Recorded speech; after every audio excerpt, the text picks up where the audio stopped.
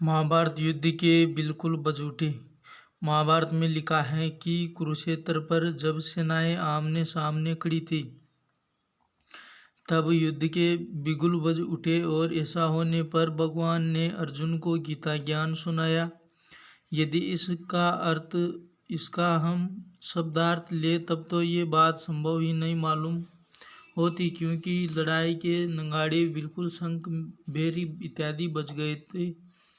तो तब बला अत्यंत विशाल जनसमूह अर्जुन के लिए इस इंतजार में तोड़े खड़ा मुंह ताकता रहेगा कि वह गीता ज्ञान सुन ले। जब लड़ाई प्रारंभ होने की एक प्रकार से घोषणा हो चुकी तब इतने अक्षणी सैनिक रुके क्यों रहे होंगे। स्पष्ट है कि मुहावरे में ये जो बात कही गई है उसका भाव इतना ही है कि लड़ाई के लिए सेनाएं तो तैयार थी, परंतु लड़ाई अभी शुरू नहीं हुई थी। बस अभी दोनों में से किसी एक ओर से शस्त्र प्रहार करने की देर थी।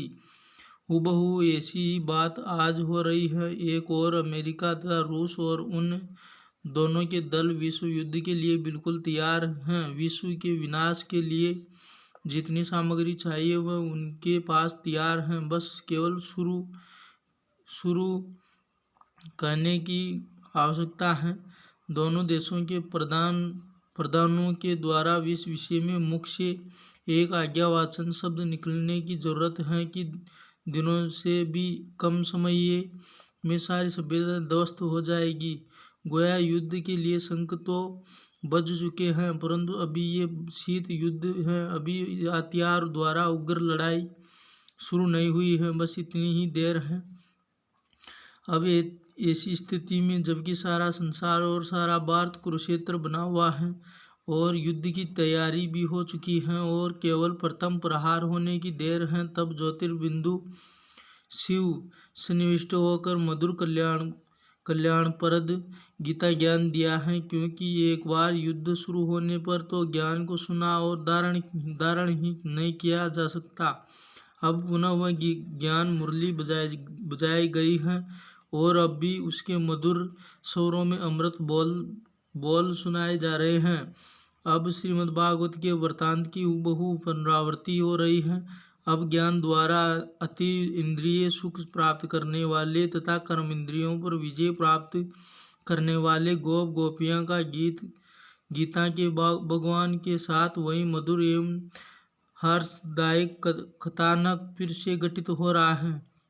अब विश्व रूपी रंगमंच पर कौरव, पांडव और यादव तीनों पुनः उपस्थित हैं। एक और भारत में विदेश देहाभिमानी विराधीन लोग भी हैं, जिन्हें धर्म विरुद्ध अथवा पतित कर्म करने के कारण कौरव कहा जा सकता है। दूसरी ओर भारत में ऐसे भी लोग हैं जो परमपिता परमात्मा से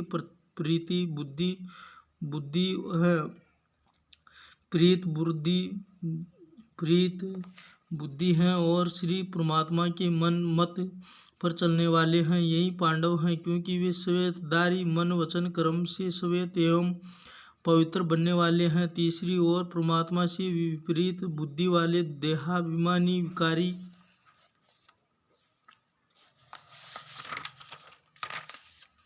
विज्ञान गर्वित अमेरिकावासी, यूरोपवासी, रूसवासी तथा उनके गुटादि के लोग हैं, जो कि महाभारत की शब्दावली के अनुसार वर्ष पूर्व वाले यादव हैं, जो परमात्मा से तथा धर्म एवं पवित्रता से विपरीत बुद्धि हैं। उनका निकट भविष्य में महाविनाश होगा। और जो परमात्मा से प्रीति बुद्धि पांडव हैं, वे ईश्वरीय मत पर चलकर राजयोग का अभ्यास करके पवित्र बनकर तथा देवी संपदा संपन्न होकर महाभारत युद्ध द्वारा होने वाले महाविनाश के शीघ्र बाद जीवन मुक्ति के देवपद अथवा सर्वगिक राज्य भाग्य प्राप्त करेंगे। अतः आज जो लोग महाभारत काल के निर्धारण करने का यत्न कर रहे हैं, उन्हें इस ओर भी ध्यान देना चाहिए कि वर्तमान समय महाभारत जैसी स्थिति फिर से आ बनी है और अब गीता युग की पुनरावृत्ति हो रही है तथा निकट भविष्य में पुनः महाभारत की घटना घटित होने वाली है और इन प्रलयंकारी अस्त्रों द्वारा एक ऐसा नरसंहार होने वाला है जिसके बाद करोड़ों में से कोई विरला ही बचेगा। उसके बाद सतयुग के पवित्र सतो प्रधान सुख शांति संपन्न दिन शुरू होंगे, जहाँ दूध और घी की नदियाँ बहेगी। तब अपवित्रता, अधर्म और अशांति और दुख का नाम निशान भी नहीं होगा। अतः यदि इस दृष्टिकोण से देखा जाए तो ये महाभारत युद्ध कल्याणकारी होगा, क्योंकि इस द्वारा अधर्म, अत्याचार, भ्रष्टाचार, विकार एवं आसुरियता का अंत होगा और सतयुगी सृष्टि अथवा स्वर्ग के द्वार खुलेंगे। यही कारण है कि इस युद्ध का शास्त्रों में वर्णन किया गया है, वरना युद्ध तो क्रोध और हिंसा पर आधारित होता है।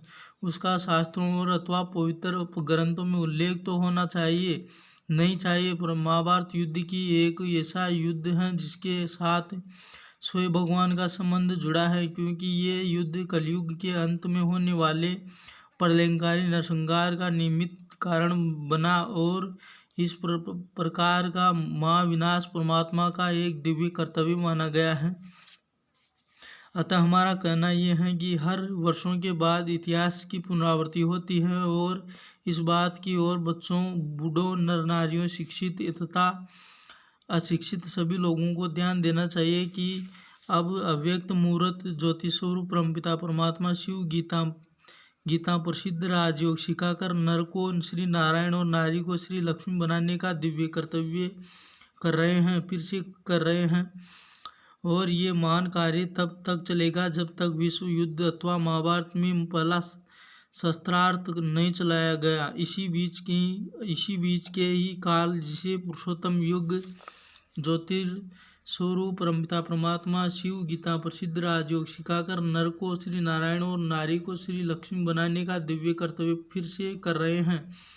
और ये महान कार्य तब तक चलेगा जब तक विश्व युद्ध अथवा महाभारत में पहला शास्त्रार्थ नहीं चलाया गया। इसी बीच के ही काल, जिसे पुरुषोत्तम युग अथवा कलयुग के अंत और सतयुग के आदि का संधि युग कह सकते हैं, में हम परमपिता परमात्मा के पुनरावर्ती चरित्रों से कृतज्ञ हो सकते हैं और अनमोल तथा अविनाशी ज्ञान, जो कि वेदों, शास्त्रों आदि के होते हुए भी प्राय लुप्त था, फिर से प्राप्त करके मुक्ति और जीवन मुक्ति, देवपद अथवा स्वर्गिक स्वराज्य का अधिकार ले सकते हैं। अब नहीं तो फिर वर्ष तक कभी नहीं। अब हम जनसंख्या के आंकड़ों के आधार पर स्पष्ट करेंगे कि महाभारत युद्ध आज से वर्ष पहले कलयुग के अंत में हुआ था।